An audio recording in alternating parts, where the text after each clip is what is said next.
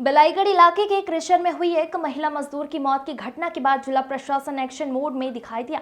आपको बता दें कि शनिवार को बेलाईगढ़ के एक क्रेशर में एक महिला की मौत के बाद एकेआर न्यूज ने इस मामले को प्रमुखता से उठाया था। इसके बाद कलेक्टर धर्मेश साहू मामले की गंभीरता को संज्ञान में लिया और तत्काल खनिज विभाग को जांच कर कार्रवाई करने के निर्देश दिए, जिसके बाद खनिज विभाग की टीम HD भारद्वाज के मार्गदर्शन में भिलाईगढ़ में स्थित सुरेश अग्रवाल के मित्तल स्टोर क्रेशर में दुर्घटना स्थल का निरीक्षण किया।